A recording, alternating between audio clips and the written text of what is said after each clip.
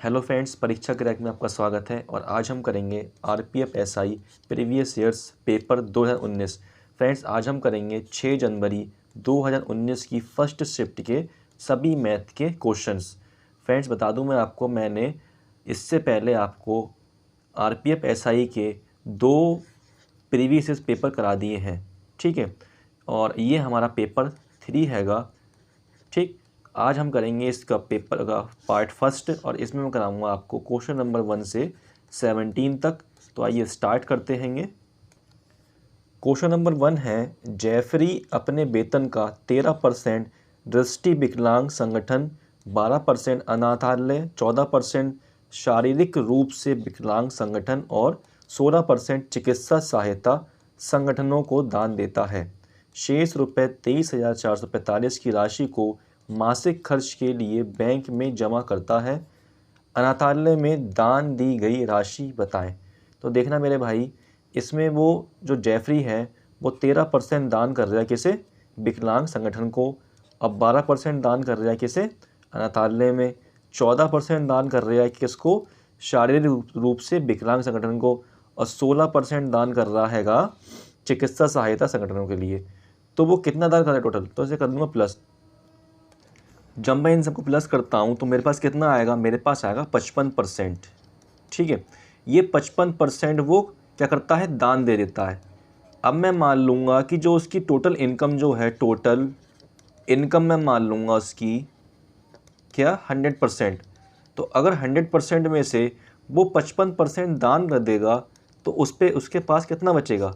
तो उसके पास बचेगा 45%। ये बचा हुआ रेट है, रुपए हैंगे, ठीक है। 45% परसेंट में क्वेश्चन में बोला है कि शेष रुपए 23,445 हैं। तो मेरे भाई ये 45% हो जाएगा बराबर किसके? 23,445 से। यहाँ से मैं निकाल लूँगा 1% की वैल्यू। तो कैसे आएगी ये हो जाएगा 23,445 बटे में आ जाएगा ये 45%। इसे काट लूँगा 5 से। 5 निम 45, 5 चौक 20 बचा 3, 5 छक्का 30 बचा 4, 5 अट्ठे 40 बचा 4, 5 निम 45। अब इसे कर दूंगा 9 से भाग, तो ये आएगा 9 पंजे 45 बचा 1, 9 दूनी 18, 9 एकम 9। तो यहाँ से 1% की वैल्यू आएगी मेरे पास कितनी? 521। लेकिन हमें चाहिए पूरी 100% की वैल्यू, तब पता चलेगा हमें कि उसकी इनकम कितनी थी। तो यहाँ करूँगा 100 से मल्टीप्लाई, यहाँ करूँगा 100 से मल्टीप्लाई, तो हो जाएगा 100% बराबर 52,100। इतने रुपए फ्रेंड्स वो कमाता है। उसकी टोटल इनकम कितनी आ गई? 52,100 रुपये। लेकिन हमसे पूछा क्या क्वेश्चन में? हमसे पूछा है अनाथालय में दान दी गई राशि बताएं। तो अनाथालय में वो क्या करता है? 12% दान। तो अब मैं निकाल दूंगा 52,100 का 12%। तो कितना आएगा मेरे पास? यहाँ से देखना, 12 एकम 12 हासिल 1, 12 दूनी 24 और 1 25 हासिल 2, 12 पंजे 60 और 2 62। तो ये आ जाएगा 6252 मेरा आंसर, जो कि ऑप्शन नंबर बी हैगा। अब हम करेंगे नेक्स्ट क्वेश्चन। क्वेश्चन नंबर 2 है, यदि एक वृत्त की त्रिज्या 10 गुना हो जाती है तो इसकी परिधि अपनी पहले वाली परिधि का कितना गुना हो जाएगी? तो देखना मेरे भाई, इसमें कहा गया है कि एक त्रिज्या है। मैंने मान लिया त्रिज्या तो पहले है, वो मैं मान लूँगा 1। फिर बोला है कि 10 गुना हो जाती है। तो त्रिज्या अगर 10 गुना होगी तो अगर पहले 1 थी तो अब कितनी हो जाएगी? 10 हो जाएगी। तो ये बन जाएगा त्रिज्या का रेशियो। पहले त्रिज्या थी 1, अब हो गई कितनी? 10, ठीक। आगे बोला गया इसकी परिधि अपनी पहले वाली परिधि का कितना गुनी हो जाएगी? तो देखना मेरे भाई, जब इसकी त्रिज्या 1 थी तो इसकी परिधि कितनी होगी? तो परिधि होगी 2 पाई आर, ये फॉर्मूला होता है। तो आर की जगह लिख दूँगा क्या मैं? ये 1 गुणा 1। अब परिधि कितनी हो गई है? तो 2 पाई आर, यहाँ से आर कितना हो गया? 10। तो यहाँ लिखूँगा मैं आर 10। अब मैं रेशियो बना लूँगा। देखना, 2 से 2 कट जाएगा, पाई से पाई कट जाएगा, तो बचेगा क्या? 1:10। तो पहले से इसकी परिधि कितनी गुनी है? तो ये भी है 10 गुनी। तो मेरा 10 हो जाएगा आंसर, जो कि ऑप्शन नंबर डी हैगा। अब करेंगे नेक्स्ट क्वेश्चन। क्वेश्चन नंबर 3 हैगा, टेरलिन एक निश्चित दूरी तक सामान्य गति की 10/11वीं गति से चलता है और सामान्य समय से 13 मिनट अधिक लेता है। तो लिया गया सामान्य समय पता लगाएं। देखना, तो इस क्वेश्चन में मेरे भाई एक टेरलिंग है, वो ये करता है अपनी सामान्य गति के 10/11 भाग से चलता है। तो देखना जो सामान्य गति होगी उसकी वो क्या होगी, ये 11, ये होगी सामान्य गति। ठीक है, और वो चल किससे रहा, वो चल रहा है 10 की स्पीड से, तो ये होगी उसकी अब की गति। तो यहाँ से बना लूँगा रेशियो में सामान्य गति का और जो गति चल रहा है उसका, तो ये आ जाएगा 11:10। ये आ गया उसकी स्पीड का रेशियो। ये वाली गति है सामान्य, याद रखना। ठीक है, फिर आगे बोल रहा है कि सामान्य समय से 13 मिनट अधिक लेता है। तो यहाँ से निकाल लूँगा मैं टाइम का रेशियो। तो टाइम का रेशियो क्या होता है, स्पीड का उल्टा होता है। 10 आ जाएगा यहाँ पे, 11 आ जाएगा यहाँ पे, तो ये बन गया किसका, टाइम का रेशियो। तो यहाँ देखना मेरे भाई, यहाँ पहले 10 समय ले रहा था लेकिन अब ले रहा है 11, तो कितना ज़्यादा ले रहा है, यहाँ से ले रहा है 1 ज़्यादा। लेकिन क्वेश्चन में बोला है कि सामान्य समय से 13 मिनट अधिक लेता है, तो ये 1 हो जाएगा इस 13 के बराबर। तो ये 1 हैगा कितना, 13, 1 से 13 जो हैगा ये है 13 गुना। हमसे पूछा है सामान्य समय पता लगाए, तो सामान्य समय देखो मेरे भाई ये वाला होगा, तो 13 में गुना कर दूंगा 10 की, तो कितना आ जाएगा 130 मिनट, जो कि मेरा ऑप्शन नंबर ए हैगा, ये हो जाएगा आंसर। अब हम करेंगे नेक्स्ट क्वेश्चन। क्वेश्चन नंबर 4 है, एक बॉक्स में अनुपात 6:7:8 में 3 अलग अलग प्रकार के पुराने सिक्के हैं। पुराने सिक्के के मूल्य क्रमशः 1 रुपये, 5 रुपये और 10 रुपये हैं। यदि बॉक्स में सिक्कों का कुल मूल्य 847 रुपये है तो 10 रुपये के सिक्के के मूल्य की संख्या खोजें। देखो मेरे भाई यहाँ पे मुझे अनुपात दिया हैगा, किसका दिया है, 3 अलग अलग प्रकार के पुराने सिक्कों का। अनुपात हैगा 6:7:8 और फिर दिया है पुराने सिक्के का मूल्य जो क्रमशः हैगा। क्रमशः मतलब 1 रुपये किसका, ये पहले वाले का हैगा, 5 रुपये किसका है, दूसरे वाले का, और जो 10 रुपये है ये है तीसरे वाले का। तो ये हुई क्रमशः। अब मैं कर दूंगा 6 की गुणा 1 में, तो जाएगा 6 एकम 6, यहाँ से आएगा 7 पंजे 35 और यहाँ से आएगा 8 ढाई 80। तो जब देखो यहाँ पे ये आ गया है रेशियो, क्या आ गया, ये मूल्य का रेशियो। तो यहाँ पे कुल सिक्कों का मूल्य कितना दिया है, 847, और यहाँ से कुल कितना आएगा, जब मैं प्लस करूँगा इसके लिए तो कितना हो जाएगा, 80 और 35 हो जाएगा 115, 115 और 6 121। तो ये रेशियो में आया, इनका कुल मूल्य कितना 121, लेकिन मुझे दे रखा है यहाँ पे रुपए में 847। तो जब मैं यहाँ से 121 से 847 को भाग करता हूँ तो ये जाएगा 7 बार में। ठीक है, हमसे पूछा क्या, 10 रुपये के सिक्कों के मूल्य की संख्या। देखो 10 रुपये ये वाले हैं, सिक्के का मूल्य का कितना था, 8 था, तो इस 8 में कर दूंगा मैं, क्योंकि 10 के सिक्के का मूल का अनुपात दे रखा था 8, तो इस 8 में कर दूंगा मैं इस वाले साथ की गुणा, तो मेरे पास आएगा 8 7 56। ये हो जाएगा मेरा आंसर, जो कि ऑप्शन नंबर सी हैगा। अब हम करेंगे नेक्स्ट क्वेश्चन। क्वेश्चन नंबर 5 हैगा, 448 मीटर लंबाई के पुल को पार करने के लिए ट्रेन को 73 सेकंड लगते हैं। यदि इसी ट्रेन को साइन बोर्ड पार करने के लिए 41 सेकंड लगते हैं तो ट्रेन की लंबाई पता लगाएं। तो देखना मेरे भाई, कभी भी ट्रेन कोई पुल को पार करेगी तो ट्रेन खुद के डिस्टेंस को भी पार करेगा, मतलब खुद की लंबाई को भी पार करेगी। तो 448 मीटर पुल को जब ट्रेन पार कर रही है तो ट्रेन अपनी लेंथ को भी पार करेगी। तो मैं मान लूँगा जो ट्रेन की लंबाई है उसे मान लूँगा टी। ठीक, और इसे पार करने में लग रहा है उसे क्या, 73 सेकेंड। फिर आगे बोला, यदि इसी ट्रेन को साइन बोर्ड पार करने के लिए 41 सेकेंड लगते हैं। जब कोई ट्रेन किसी साइन बोर्ड को पार करेगी तो फ्रेंड्स वो अपने ही डिस्टेंस को कवर करेगी जो उसकी लंबाई होगी। तो मैं मान लूँगा ट्रेन की लंबाई टी मान रखी है, तो इसकी दूरी जो है वो ये 41 सेकेंड में पार कर रही है। तो अब मैं निकाल लूँगा यहाँ से क्या, इनका गैप। जब मैं गैप निकालूंगा माइनस करूँगा तो टी से टी कट जाएगा, यहाँ बचेगा 448 मीटर और यहाँ से आएगा 3 में से 1 जगह बचेगा 2, 7 में से 4 जगह बचेगा कितना 3, 32 सेकेंड। तो देखना मेरे भाई, ये आ गया है डिस्टेंस, ये आ गया है टाइम। तो मैं यहाँ से निकाल लूँगा ट्रेन की स्पीड। तो स्पीड का फॉर्मूला होता है डिस्टेंस अपॉन टाइम। डिस्टेंस कितना है मेरे पास 448 है, टाइम कितना है 32। जब मैं 32 से भाग करूँ तो जाएगा 32 से कम 32 और 32 से कम 32 जाएगा 44। 32 करूँगा माइनस कितना है मेरे पास यहाँ पे 2 12 आएगा, ये है 8। और जब मैं 32 में गुणा करूँगा किसकी, मैं 9 की, 1 मिनट देखता हूँ जरा, 32 से मैं भाग करता हूँ किसकी, 32 से कम 32 तो हो जाएगा 4, 4 3 का ठीक 128 हो गया। अब 32 चौक कितना होता है, 4 दूनी 8, 4 3 बार 128, तो ये कट जाएगा आपका 4 बार में। ठीक, तो यहाँ से आ जाएगी इसकी स्पीड कितनी, 14 सेकेंड, सॉरी 14 मीटर सेकेंड। ये आ गई स्पीड। हमें निकालना क्या है, हमें निकालना है फ्रेंड्स यहाँ से ट्रेन की लंबाई। तो ट्रेन की लंबाई निकालने के लिए चाहे मैं ये वाली इक्वेशन ले लूँ, चाहे ले लूँ ये वाली, आंसर मेरा आ जाएगा। मैं लेता हूँ ये वाली इक्वेशन, ठीक है। जो फ्रेंड्स जो ट्रेन की लंबाई जो होगी वो डिस्टेंस के बराबर होगी, ये याद रखना, ठीक। तो डिस्टेंस का फॉर्मूला होता है टाइम मल्टीप्लाई स्पीड। तो मेरे पास टाइम कितना है, अगर मैं ये वाली इक्वेशन ले रहा हूँ तो टाइम कितना मेरे पास, टाइम हैगा 41 सेकेंड, ठीक। और साथ में यहाँ पे मेरी स्पीड कितनी आई है, 14। तो जब मैं गुणा करूँगा तो मेरे पास आ जाएगा आंसर 14 एकम 14 हासिल रहेगा 1, 14 एकम 14 चौक 56 और 1 57।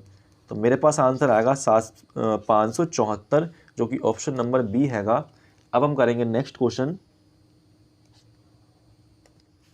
क्वेश्चन नंबर 6 है, एक उपहार बॉक्स में 10 अंगूठियाँ होती हैं।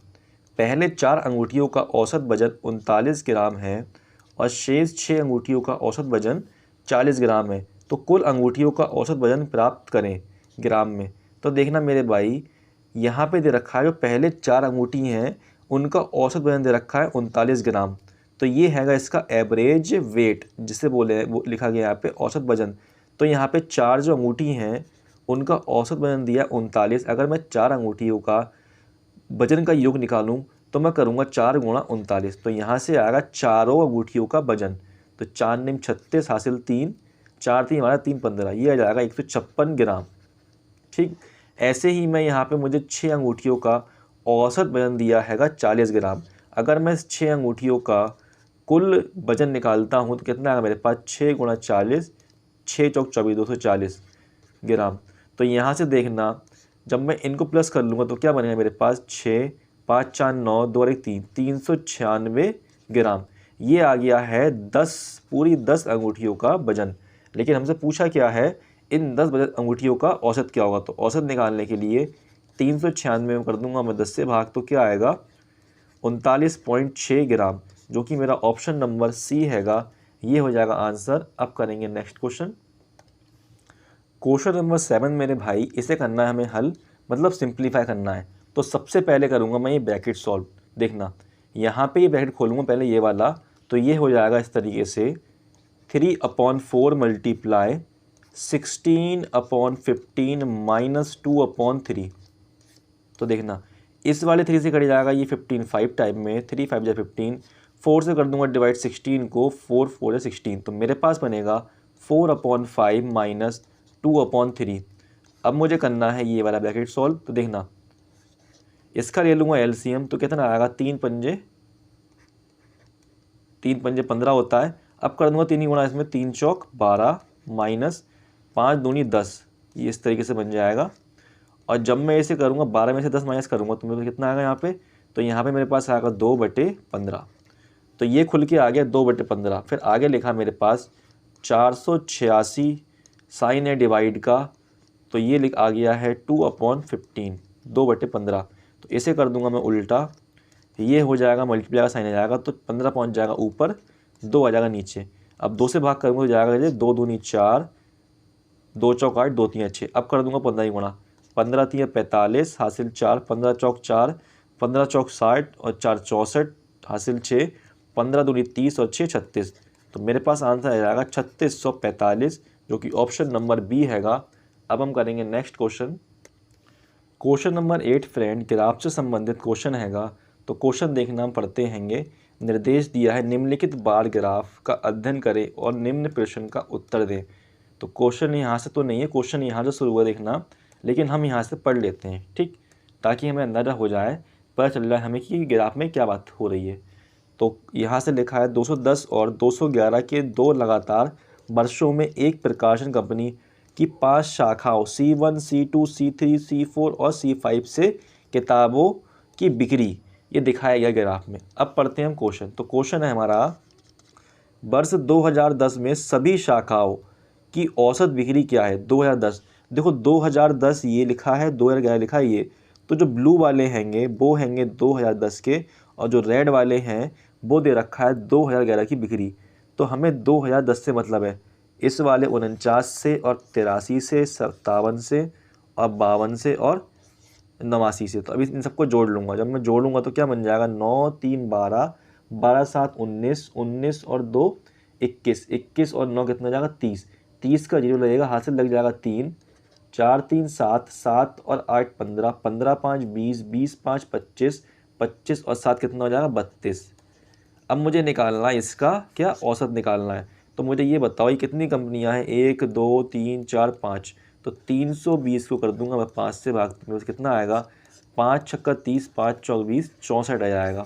तो ये हो जाएगा मेरा आंसर, जो कि ऑप्शन नंबर क्या हैगा, ऑप्शन नंबर सी हैगा 64। ठीक है, अब हम करेंगे क्वेश्चन नंबर 9। क्वेश्चन नंबर 9 में फ्रेंड्स ग्राफ से संबंधित क्वेश्चन हैगा। तो क्वेश्चन शुरू यहाँ से हैगा, दोनों वर्षों के दौरान C1, C3 और C5 शाखाओं की कुल बिक्री कितनी है दोनों वर्षों में, C1, C3 और C5, C1, C3 और C5 इन दोनों वर्षों में इन सब की बिक्री कितनी है, सबको प्लस करना है ये।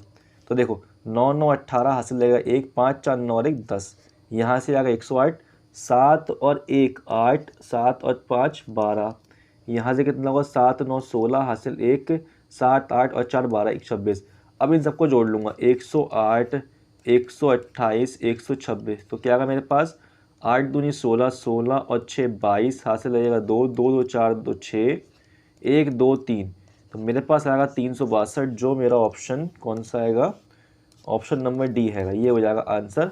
अब हम करेंगे क्वेश्चन नंबर 10। क्वेश्चन नंबर 10 है, एक व्यक्ति साइकिल से 45 किलोमीटर प्रति घंटे की रफ्तार से छात्रावास से कॉलेज तक 5 मिनट देर से पहुंचता है। यदि वह 60 किलोमीटर प्रति घंटे की रफ्तार से साइकिल चलाता है और वह 4 मिनट जल्दी पहुंचता है, तो छात्रावास और कॉलेज के बीच की दूरी खोजें। तो देखना मेरे भाई, एक बंदा है, जब वो 45 किलोमीटर घंटे की स्पीड से जाता है तो वो 5 मिनट लेट पहुंचता है, ठीक। और लेकिन जब वो 60 किलोमीटर घंटे की स्पीड से जाता है तो वो 4 मिनट पे जल्दी पहुंच जाता है, ये हैगा। तो यहाँ से लूँगा मैं इसका एलसीएम, तो मेरे पास आएगा 180, 45 का और 60 का एलसीएम आएगा 180। और जब मैं 45 से भाग करूँगा 180 को, तो मेरे पास आएगा 45 चौक हो जाएगा कितना 180, और 60 तियाँ होता है 180, ठीक। तो यहाँ पे देखना, जब वो एक बार वो हो रहा है लेट, एक बार क्या हो रहा है वो जल्दी पहुँच जा रहा है। तो कभी भी लेट और जल्दी हो तो हम इन टाइम कर लेंगे प्लस। तो क्या बन जाएगा 5 और 4 9, ये बन जाएगा 9 मिनट। यहाँ से लूँगा गैप, गैप कितना आ मेरे पास 1, तो ये 1 जो है ये बराबर हो जाएगा किसके, 9 मिनट के। और ये देखो सब आवर्स में है, तो ये 1 भी क्या आएगा आवर्स में आएगा। तो यहाँ से निकालूंगा मिनट की वैल्यू, तो देखना 1 घंटे में होते हैं 60 मिनट, तो 60 मिनट बराबर क्या होगा 9 मिनट। यहाँ से निकालता हूँ मैं 1 मिनट की वैल्यू, तो क्या आएगी मेरे पास 9 मिनट बटे 60 मिनट। तो देखो मिनट से मिनट कट जाएगा, हमें निकालना क्या है डिस्टेंस, तो इससे कर दूंगा मल्टीप्लाई में इसमें, तो ये जाएगा 60 तियाँ 180 और 9 तियाँ 27, तो 27 किलोमीटर आएगा इसका आंसर, जो कि ऑप्शन नंबर बी हैगा। अब हम करेंगे नेक्स्ट क्वेश्चन। क्वेश्चन नंबर 11 है, 2720 रुपये की दर से बेची गई वस्तु पर अर्जित लाभ 1243 रुपये की दर से बेची गई उसी वस्तु पर होने वाली हानि के मुकाबले 11% अधिक लाभ अर्जित होता है। तो वस्तु का क्रय मूल्य पता क्या लगाएं। तो देखना 11% अधिक लाभ होता हैगा, ठीक। ये दिया है क्वेश्चन में, और आगे दिया है 2720 रुपये की दर से बेची गई वस्तु अर्जित लाभ, यहाँ पे बड़ा प्रॉफिट लिखा है या अर्जित लाभ, फिर कह रहा है 1243 रुपये की दर से बेची गई उसी वस्तु पर होने वाली हानि। तो यहाँ पे हो रही है, अगर वो 1243 में बेचा तो यहाँ हो रही है हानि, ठीक। फिर आगे बोला है कि मुकाबले 11% अधिक है, तो 11% की वैल्यू क्या होगी फ्रैक्शन में 11/100 होगी। तो ये जो नीचे वाली होगी ये तो होगी हानि, ठीक। और जब मैं इसमें ये प्लस कर दूंगा तो ये हो जाएगा 111, ये हो जाएगा मेरे पास लाभ, ये तो हानि रेशियो लाभ बन जाएगा यहाँ पे 111 रेशियो 100। तो यहाँ पे ये हैगा मेरे पास प्रॉफिट और ये हैगा लॉस। तो लिख दूंगा, जहाँ प्रॉफिट हो रहा है वहाँ लिखूंगा मैं 111 और जहाँ लॉस हो रहा है वहाँ लिखूंगा मैं 100। अब देखना, जब मैं इन दोनों को प्लस करता हूँ तो क्या आएगा मेरे पास, यहाँ से आएगा 211, ये आ गया। अब मैं इन दोनों में कर दूंगा माइनस, तो 2720 में से जब मैं माइनस करता हूँ 1243, तो कितना आएगा मेरे पास यहाँ पे 7, ये रह जाएगा कितना 7, और यहाँ बचेगा मेरे पास 6 में से 2 जाएगा बचेगा 4, यहाँ से बचेगा 1, तो ये हो जाएगा 1477 आ जाएगा। इसे रख दूंगा मैं इसके बराबर 1477 को। अब जब मैं भाग करता हूँ 211 से तो जाएगा जी कितने 7 बार में। तो हमसे पूछा क्या है कि वस्तु का क्रय मूल्य ज्ञात कीजिए। क्रय मूल्य निकालना है तो चाहे मैं इस 7 की कर दूँ गुणा यहाँ पे, चाहे कर दूँ यहाँ पे। अगर मैं यहाँ में करता हूँ 7 की गुणा तो ये हो जाएगा 700। तो जब मैं लॉस वाले में गुणा करूँगा तो मुझे ये 700 को इस 1243 में जोड़ना पड़ेगा। तो 1243 प्लस 700 करता हूँ तो मेरे पास यहाँ से आएगा 1943, जो कि ऑप्शन नंबर बी हैगा। फ्रेंड्स अगर मैं इस 700 को यहाँ गुणा करता तो मुझे 2720 में से 700 घटाना पड़ता, तो मेरा आंसर आता। ठीक है, अब हम करेंगे नेक्स्ट क्वेश्चन। क्वेश्चन नंबर 12 हैगा, एक दुकानदार 1368 रुपये की दर से एक उत्पाद बेचता है और 12.5% का लाभ कमाता है, तो उत्पाद के क्रय मूल्य के आधे के बराबर राशि क्या होगी। तो देखना मेरे भाई, इसमें हमें सेलिंग प्राइस दिया है, विक्रय मूल्य कितना 1338, और यहाँ पे हमें प्रॉफिट दिया लाभ जो कि है 12.5%। ये प्रॉफिट परसेंट दे रखा है। अगर मैं इसे निकालता हूँ सेलिंग प्राइस का परसेंट तो कैसे निकलेगा ये, मैं 100 में प्लस कर दूंगा, 100% में प्लस कर दूंगा 12.5%, तो कितना आएगा मेरे पास 112.5%। ये हो जाएगा सेलिंग प्राइस का परसेंट। तो सेलिंग प्राइस का परसेंट आया 112.5% और सेलिंग प्राइस हमें कितना दिया है 1368। तो यहाँ से निकाल लूँगा मैं 1% की वैल्यू 1368 बटे में आ जाएगा जो 112.5, ये पॉइंट हट जाएगा तो ऊपर लग जाएगा यहाँ पे 0। लेकिन हमें चाहिए पूरी 100% की वैल्यू CP चाहिए, तो कर दूंगा 100 से मल्टीप्लाई। देखना 5 से जाएगा ये 2 बार में, 5 2 10, ये जाएगा 5 से, 5 2 10, 5 2 10, 5 5 25। अब 225 और 100 आते हैं 9 के 25 के पारे में, 25 निम्मा 225, 25 चौक 100। इस 9 से कर दूंगा मैं इसे भाग, 9 एकम 9 बचेगा 4, 9 पंजे 45 और 9 दूनी 18। तो यहाँ से आ जाएगा 100% की वैल्यू 152 और 2 चौक 8 गुणा 8। जब मैं गुणा करता हूँ इसकी, इसमें तो क्या आएगा 8 दूनी 16, 8 पंजे 40 से 41, 8 एकम 8 और 4 12, 1216। ठीक है, ये आ जाएगा मेरे पास क्या CP। आंसर नहीं आया, हमसे पूछा है कि क्रय मूल्य के आधे की बराबर राशि क्या होगी, तो इसका आधा कर दूंगा। तो जब मैं इसे 1216 को 2 से भाग करूँ तो कितना आएगा 2 6 12, 2 8 16। तो ये हो जाएगा मेरा आंसर 608, जो कि ऑप्शन नंबर ए है, और मैंने यही ऑप्शन लगाया है बस। अब हम करेंगे नेक्स्ट क्वेश्चन। क्वेश्चन नंबर 13 है, कक्षा में छात्रों को समान रूप से 720 मोबाइलों को कितने तरीकों से वितरित किया जा सकता है। तो देखना मेरे भाई, इस क्वेश्चन को करने के लिए सबसे पहले मैं निकालूंगा 720 के प्राइम फैक्टर। तो कैसे निकलेंगे, अब मैं प्राइम फैक्टर निकालने के लिए प्राइम नंबर से दूंगा इसे LCM।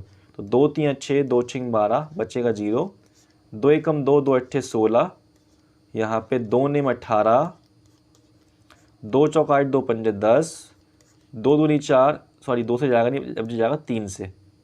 तो यहाँ लिखूंगा 3, 3 एकम 3, 3 पंजे 15, 3 पंजे 15 और 3 एकम 3। तो यहाँ से 720 के प्राइम फैक्टर क्या आ गया हमारे पास, 2 गुणा, देखना 2 कितनी बार है 1 2 3 4, तो 2 की पावर 4 लगा लूँगा। यहाँ पे 3 हैगा 1 2, 1 2, 2 बार 3 है तो 3 की पावर लग जाएगी 2, ये 5 है। ठीक है, 5 एकम 5 गया है, तो ये 5 हैगा एक बार।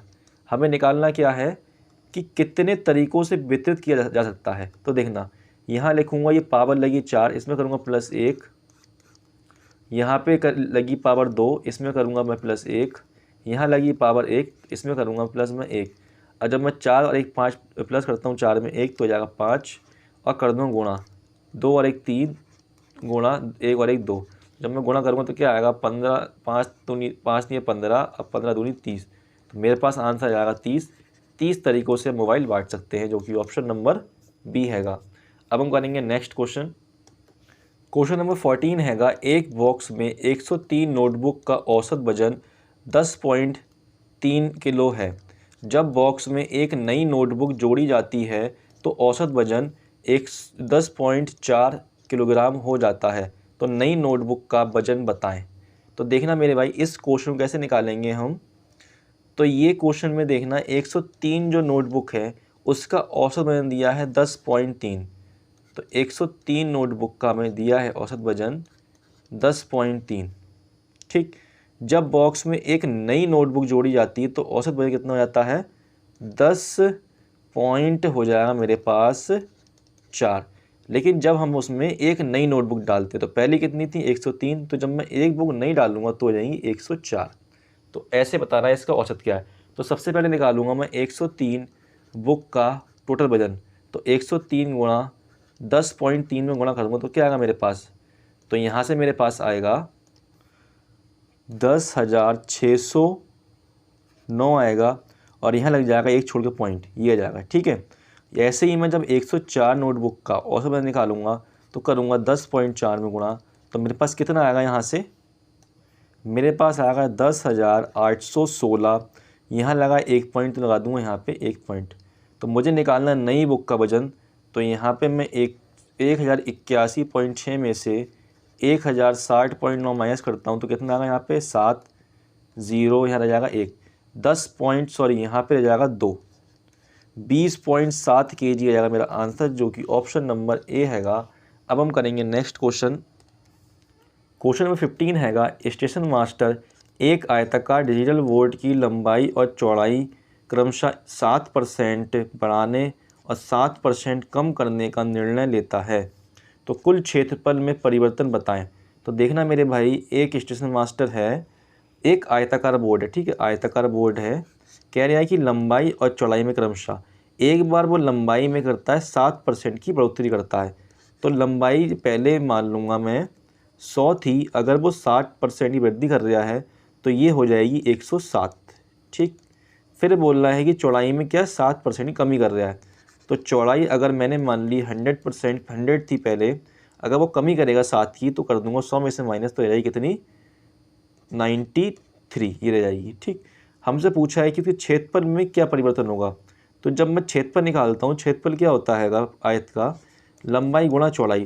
तो जब मैं लंबाई गुणा चौड़ाई में करूँगा तो मेरे पास आएगा क्षेत्रफल। तो पहले वाला क्षेत्रफल कितना होगा, पहले वाला होगा यहाँ से 10,000, और जो अब आएगा वो कितना होगा, तो 107 में करूँगा मैं 93 गुणा कितना जाएगा 3 7 21, 3 एकम 3, 7 9 63, 9 एकम 9। तो यहाँ से आएगा 1 5 9 9, 99 51 आएगा यहाँ से। तो देखना पहले जो क्षेत्रफल था वो था 10,000, अब हो गया है 9,951। तो क्या हुआ, कमी हुई है। कितनी कमी हुई है, कमी हुई है 49 की। तो बताना ये कितना परसेंट में है। तो पहले वाला जो एरिया था रखूँगा नीचे, गुणा कर दूंगा 100 से, तो क्या आएगा यहाँ पे 0 0 0 0 कट जाएंगे, जो बचेगा 49। तो जब मैं इस 100 से डिवाइड करूँगा 49 को तो मेरे पास आएगा 0.49%, जो कि मेरा ऑप्शन नंबर ए हैगा, ये हो जाएगा आंसर। फ्रेंड्स, आज हम 15 क्वेश्चन करेंगे। 15 से जो क्वेश्चन आगे के हैं 16 से लेकर के 35 तक, वो मैं आपको नेक्स्ट वीडियो में इस वीडियो के पार्ट सेकंड में कराऊंगा। ठीक है, अगर आपको वीडियो पसंद आई हो तो एक बार वीडियो को लाइक कर लें और चैनल को सब्सक्राइब कर लें, ताकि आपको हमारी वीडियो बहुत ही ज़्यादा आसानी से मिल जाए। ठीक, अब हम मिलते हैं नेक्स्ट वीडियो में, तब तक के लिए धन्यवाद, बाय।